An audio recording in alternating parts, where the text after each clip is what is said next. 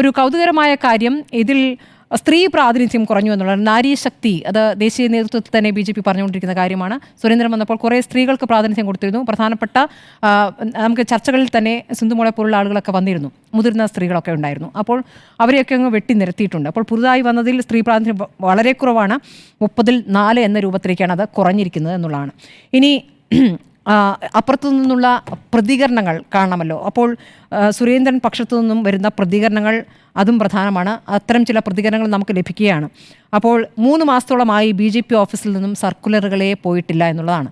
എന്തെങ്കിലും കാര്യങ്ങളുണ്ടെങ്കിൽ വാട്സാപ്പിൽ മെസ്സേജ് അയക്കും എന്ന രൂപത്തിലാണ്. ഇപ്പോൾ ഏറ്റവും ഒടുവിൽ നോക്കൂ, PR ശിവശങ്കർ കഴിഞ്ഞ ദിവസം പോലും നമ്മുടെ ചർച്ചകളിലൊക്കെ പങ്കെടുത്ത ശിവശങ്കർ പാനലിൽ നിന്നും സ്വയം പുറത്തായി പോവുകയാണ്. അദ്ദേഹം ഈ ഗ്രൂപ്പിൻ്റെ ഭാഗമായിരുന്നില്ല എന്നാണ് ഞാൻ മനസ്സിലാക്കുന്നത്. അദ്ദേഹം രാജീവ് ചന്ദ്രശേഖറുമായി നല്ല ബന്ധത്തിലായിരുന്നു. എന്തുകൊണ്ട് അദ്ദേഹം ഉദ്ദേശിച്ചൊരു പോസ്റ്റ് അദ്ദേഹത്തിന് കിട്ടാത്തതുകൊണ്ടായിരിക്കാം അദ്ദേഹം പെട്ടെന്ന് പിണങ്ങിപ്പോയിരിക്കുന്നു. ആ പിണക്കമാണ് ഇപ്പോൾ പുറത്തേക്ക് വന്നിരിക്കുന്ന ഇതിലുള്ളൊരു എതിർപ്പിൻ്റെ തെളിവായി ഇപ്പോൾ പുറത്തേക്ക് വന്ന ഒരു കാര്യമാണ്. അതല്ലാതെ തന്നെ നമുക്ക് ഒരുപാട് കാര്യങ്ങൾ അവരുടെ ഭാഗത്തു നിന്നും പ്രതികരണങ്ങളായി വരുന്നുണ്ട്. ഇപ്പോൾ ഈ പാർട്ടി ഇപ്പോൾ ഒരു കോർപ്പറേറ്റ് പാർട്ടിയായി മാറിയെന്നാണ് പറയുന്നത്. അപ്പോൾ അദ്ദേഹം ഒരു കോർപ്പറേറ്റ് വ്യക്തിയാണ്. അപ്പോൾ അദ്ദേഹം വന്നപ്പോൾ അദ്ദേഹം പാർട്ടി അധ്യക്ഷനാകുമ്പോൾ പാർട്ടി തന്നെ അങ്ങനെ കോർപ്പറേറ്റ് പാർട്ടി ആവുകയാണെന്നാണ്. അപ്പോൾ മാസം ചെലവടക്കം അവർ പരിശോധിക്കുമ്പോൾ 30 ലക്ഷമായിരുന്നു നേരത്തെ ചിലവെങ്കിൽ അത് 1.5 കോടിയായിരിക്കും എന്ന് പറയുന്നു. പ്രധാനപ്പെട്ട നേതാക്കൾ ഇപ്പോൾ എത്തിയിരിക്കുന്ന പ്രധാനപ്പെട്ട നേതാക്കളും സംസ്ഥാന അധ്യക്ഷനായാലും ഇവിടെ വന്നാലും 5 സ്റ്റാർ ഹോട്ടലുകളിലാണ് താമസം.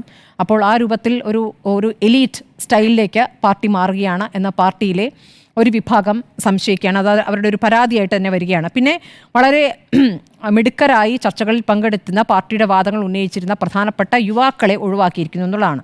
അത് യുവരാജ് ഗോകുൽ, ഉല്ലാസ് ബാബു, ശങ്കുട്ടി ദാസ്, ചെറുപ്പക്കാരനല്ലെങ്കിലും ശ്രീ പത്മനാഭൻ, PR ശിവശങ്കർ ഇവരൊക്കെ തന്നെയും ഒഴിവാക്കപ്പെട്ടു എന്നുള്ളതാണ്.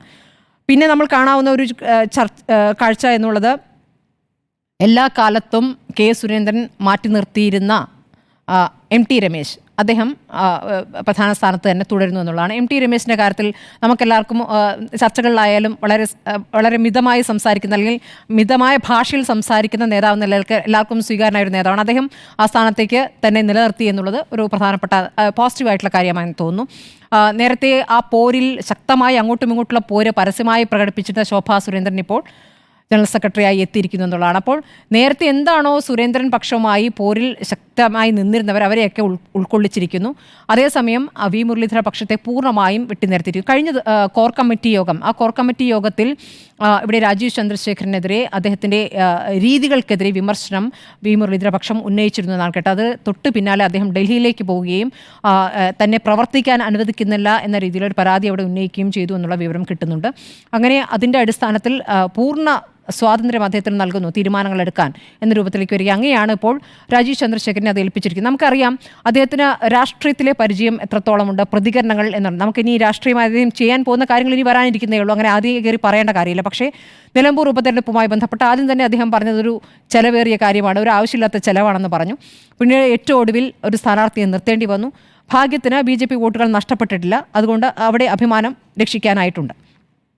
പക്ഷേ ആ കാര്യത്തിൽ പറഞ്ഞ കാര്യങ്ങൾ പിന്നെ ഒരു കാര്യം എന്ന് വെച്ചാൽ ക്രിസ്ത്യൻ പ്രാതിനിധ്യം ഉറപ്പാക്കുക എന്നുള്ള കാര്യത്തിൽ അനൂപ് ആന്റണി ആയാലും ഇപ്പോൾ ഷോൺ ആയാലും, ഷോൺ ഇപ്പോൾ ജനറൽ സെക്രട്ടറി അല്ലേ, ജനറൽ സെക്രട്ടറി അല്ല വൈസ് പ്രസിഡന്റാണ്. പക്ഷേ വേണ്ടി വന്നാൽ ആ തരത്തിലുള്ള തീരുമാനങ്ങൾ എടുക്കാവുന്ന തരത്തിലേക്ക് ഷോൺ ജോർജിനെ ഉയർത്തുമെന്നുള്ള സൂചനകളുമുണ്ട്. വൈസ് പ്രസിഡന്റ് അതുകൊണ്ട് വലിയ കാര്യമൊന്നുമില്ല, 10 പേരിൽ ഒരാളാണ് ഇപ്പോൾ അല്ലേ ഷോൺ ജോർജ്. പ്രതീക്ഷിച്ച് ജനറൽ സെക്രട്ടറിയാ. ആദ്യം കയറി പ്രതീക്ഷിക്കാൻ അതിനാവുന്നേ ഉള്ളൂ. ഷോൺ ജോർജിന് പക്ഷേ വേണ്ടത്ര അവസരങ്ങൾ കൊടുക്കുന്നുണ്ട്. എവിടേക്ക് രാജീവ് ചന്ദ്രശേഖർ പോയാലും കൂടെ അദ്ദേഹമുണ്ട്. അദ്ദേഹത്തെ ഒന്ന് ഉയർത്തും എന്നുള്ള സൂചനകൾ നമുക്ക് കിട്ടുന്നുണ്ട്.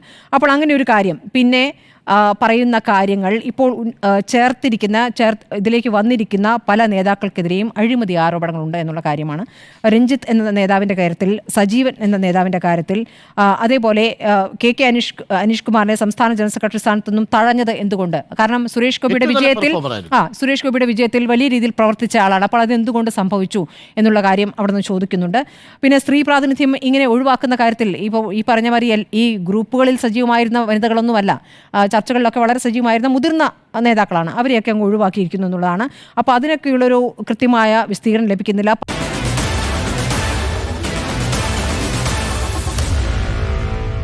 Meet the editors.